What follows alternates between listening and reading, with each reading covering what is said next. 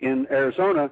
After listening to her story, I felt she was quite credible and quite real, but I wanted to check her, and she said, what are you doing with the black light? And I said, I'm going to check your neck and your face and your exposed skin for marks. And she said, I'm a doctor, go right ahead. And I said, okay.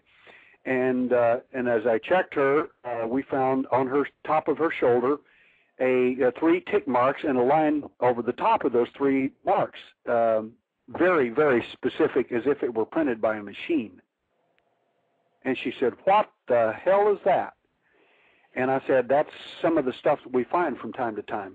And I said, it's a procedural mark. And she said, but how in the world could it have gotten on there? I said, well, somebody put it on there. But in this case with this lady here in Houston, she has something that I've never seen before. She has a procedural mark, and then like a triangle. I'm looking at it right now.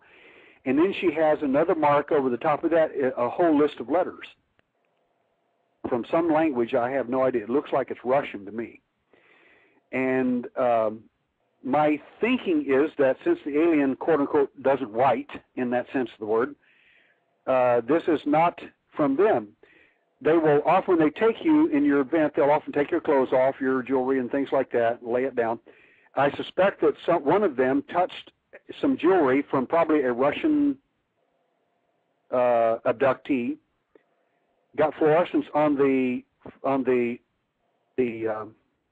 object itself, and during the course of her sitting there in deep trance or whatever, leaned over against that object and got the fluorescence and the transfer of the wording, probably from a pendant, as an example, with the fluorescence on it from them, printed back on her arm. Now, that could have been accidental or on purpose. I suspect it was accidental. But the point is, it's on her arm, and I don't think that they, quote-unquote, write in Russian. No. But it is pretty bizarre. Look, I've never seen anything like it.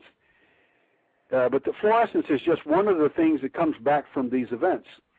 Another thing that comes back from these events... Before you go on, can you talk about the cattle mutilation and the fluorescence I certainly will. for a few minutes? Because that, I never heard that before, and I was like, get it down. Some of the conclusions that you were making, it was pretty cool. Okay. First of all, the book, the part you're referring to in the book is really quite amazing. It's Ted Oliphant, who's a former Fife, Alabama police officer, is the one who gets quite a bit of credit for bringing up the cattle mutilation thing back in the 90s. And there are others who did that work as well. And, of course, then there's some that hopscotched off of his work and others' work, Linda Moulton Howe and others, and they made movies of it and all kinds of stuff and became quite famous. But the credit really goes to these people in the field who discovered a lot of this stuff. Well, Ted met me in when I was doing I did a major presentation for 250 surgeons, AMA-sponsored program, on medical complications of alleged human-alien contact, specifically implants found in people. And you can imagine what those 250 surgeons looked like at John Muir Medical Hospital when I did this paid presentation for them at their request. After that meeting, I met with Ted Oliphant. First time I'd ever met him personally. He's a tough cop. He's smart as a whip. And I sat across from him. He looked at me and said, I want to buy you a steak dinner. And I said, hey, I'm all for that. I'm sitting there eating the steak dinner, and he looks at me and says, I want to know about cattle mutilations. I said, good night, Ted. Why in the world did you ask me a question like that? You are the man. Why would you ask me a question like that? What do I know about that? This guy was unmoved. He leaned forward and said, I want to know what you know about cattle mutilations. And I said, well, not much. I mean, I've read some of the different things, and, I have some different ideas. He leaned even closer and said, I want to know what you know about cattle mutilations. So I realized I'm not going to get out of this one. So I said, okay. I said, I suspect you have at least 3 different kinds. He sat back in his chair, looked over at the lady that was with him, and said, what kinds? And I said, the kinds that they do. And I pointed upward. He said, who's they? I said, them. I said, that kind. And I said, there's a second group that are doing the mutilations. He said, who's that? And I said, us. And he said, who's that? And I said, the intelligence community, of course. He said, who's the third kind? And I said, these are people who worship or acknowledge these beings as being higher, better, bigger, and taller and all that than us, and they actually think if they mutilate animals in the same way, that somehow these beings will come pick them up and they'll all become part of the cosmic friendship club. I said, I got news for you. You'll end up on the slab just like the rest of us. They're not respecters of anybody. They don't care who you are or how smart you are, or if you're a top leader in the Rosicrucians, or it doesn't matter. It won't make any difference to them. They don't want to know what you know, and they don't care.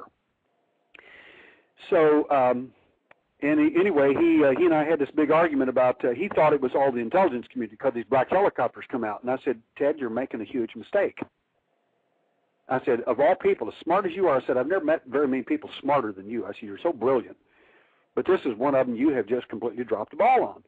He said, what? And he said, no, I'm not. He said, you don't know what you're talking about. And I said, yes, I do. And he says, I said, yes, I do. And he said, you got a case, make it. And I said, don't make me embarrass you. And he says, do it. And I said, okay. I said, let's start with why did black helicopters show up at a cattle mutilation? He said, exactly. He said, the reason is because they did it. And I said, no, sir. I said, originally, when you guys were looking at cattle mutilations, somebody had a black light and they accidentally found fluorescence on a cow that had been mutilated days later. He looked at me stunned and said, where the hell did you find that out? And I said, hey, I used to be a cop. I'm not completely stupid, you know. And he said, what color was it? And I said, blue, I think. And I said, you know, we have our own cattle. He said, are you talking about abductees? And I said, yes. He said, are you telling me that there's a coloration pattern? And I said, yes. Is there a significance to the colors? I said, yes. He said, oh, my God, I had no idea. I said, but their significance is also there with the alien and with the cattle. I said, the aliens, when they touch these cattle, they get fluorescence on them. I said, then all of a sudden, NSA, as an example, or whoever's in this little secret group studying this stuff, calls DSP satellite, that's the spy satellite stuff, the satellites, 18 satellites up there that are roaming around in a geosynchronous orbit that can read your watch if you kept your arm still enough, and they could focus on it every 12 minutes. I said, I'm telling you, I said, they will call. I said, it's not that DSP's in on it. It's they get a call from NSA saying, we want you to look for fluorescence in the deer or cattle population in the United States. Let us know if you see anything in, say, 267 nanometers. And here's the color. And they say, okay, they don't have a clue what you're looking for, but if they see that color, because DSP satellite sees an infrared, ultraviolet, and visible light, and UV, IR, and visible light as well, all three. The point is the alien sees in the same way. So basically, you've got an eye up there on a satellite seeing the same stuff. Well, they look down there and they see, oh my gosh, in Podunk, Kansas, there's a farmer who's got a cow out there in the middle of his field with all these other cattle that have that distinction. So they called NSA and say, we found one in Podunk, Kansas at this farmer's ranch, blah, blah, blah. So they said, thank you, and they hang up. All of a sudden, black helicopters show up and pick up the cow.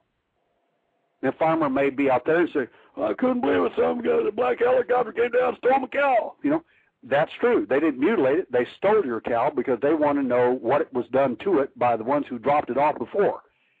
I said, they're not stealing his cows independently.